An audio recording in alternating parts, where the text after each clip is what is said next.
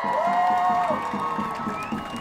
evening everyone and welcome to a special edition of German with Noël, where you will not only learn how to read a German recipe, but also how to cook a typical German meal. My name is Noël and I will be the host of today's cookout. And also I would like to welcome our special guest of today, our star cook from Germany, Noël. Noël, how are you? Hallo Noël, danke, dass ich heute hier sein darf. Ich freue mich schon auf das gemeinsame Kochen heute. Well, so are we. But before we start, in order to understand everything, let me present one more guest of today, our German language and culture expert, Noël. Hello Noël and Noël, thank you for having me. I'm very excited to be here tonight. Great. Just one little note to all our viewers out there. Don't forget to subscribe to our channel so you can have even more lessons with us. Time really flies with German with Noël.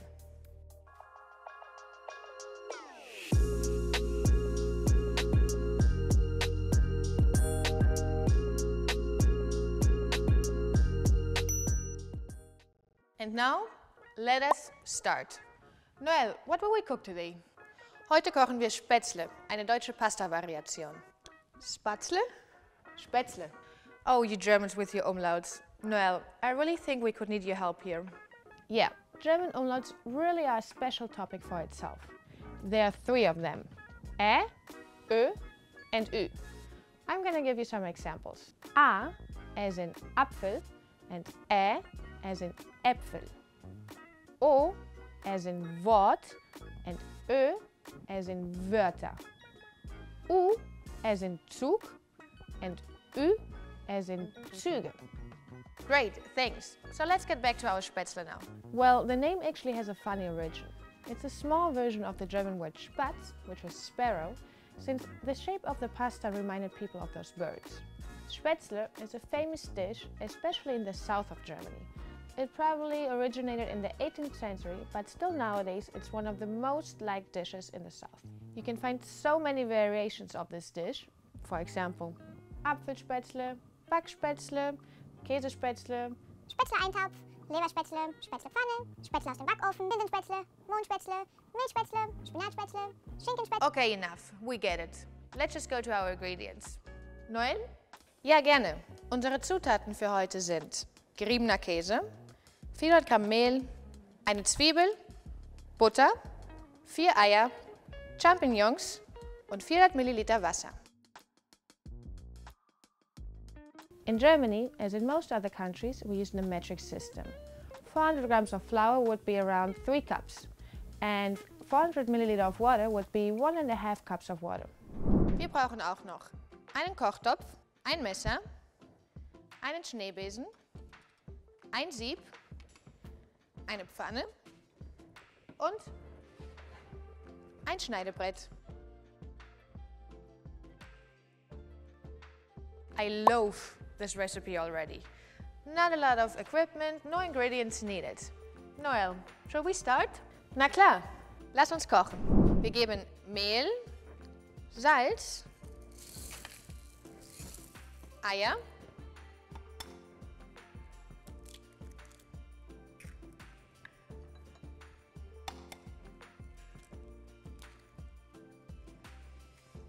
und Wasser in eine Schüssel. Dann rühren wir alles um. Währenddessen bringen wir einen Kochtopf mit Wasser und ein bisschen Salz zum Kochen. did you hear that? Noël was just using a separable verb, umrühren. In German, you have to separate some verbs from their prefixes. You can find a lot of those in cooking books. Some common separable prefixes are an, auf, ein, hinzu, zusammen. Those you have to tear apart and put them at the end of the sentence. The main verb remains on position 2 of the sentence. For example, ich gebe das Mehl hinzu. Or, ich rühre den Teig um. Thank you, Noël. We better be attentive now, so we don't miss a single step of what Noël is doing now. Jetzt wird's ernst, denn jetzt werden wahrscheinlich Streit starten, welche Technik besser ist. Wir können den Teig entweder schaben oder hobeln. Yeah, this could really start a big fight. As in some parts of Germany, Spätzle are kind of like a religion. There's no common opinion about those two methods. So, you have a preference, Noël? Nein. Ich werde euch beides zeigen. Zuerst werden wir den Teig hobeln. Dafür benutzen wir eine Spätzlehobel oder ein kleines Sieb und fügen den Teig hinzu. Mit einer Schabe hobeln wir den Teig nun hindurch in das kochende Wasser.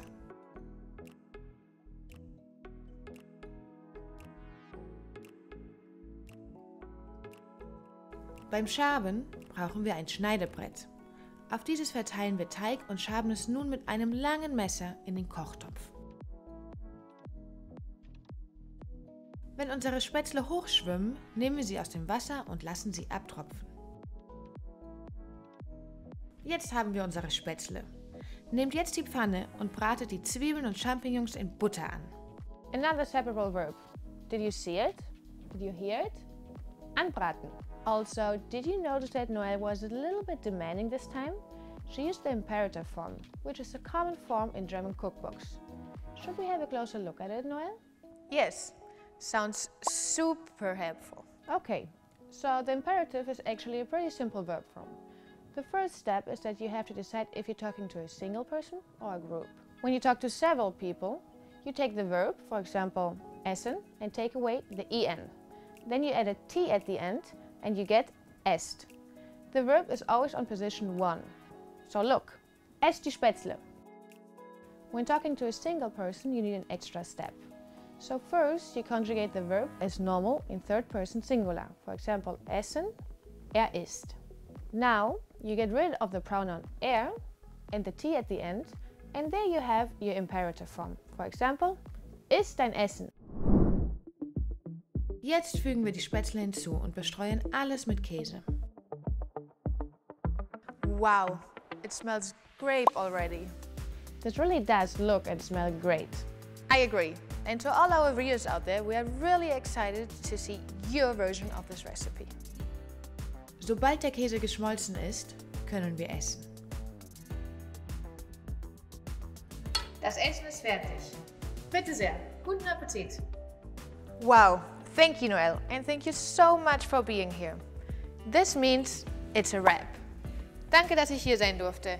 Ich bin schon gespannt auf die leckeren Spätzle, die unsere Zuschauer zu Hause machen werden. Bis zum nächsten Mal. Shout out also to our expert, Noël. It was a pleasure. I can't wait to get cooking myself. And of course, thank you all for watching Lentil the End. I hope you liked it, and if you did, don't forget to subscribe to our channel and like the video, of course. It was a pleasure.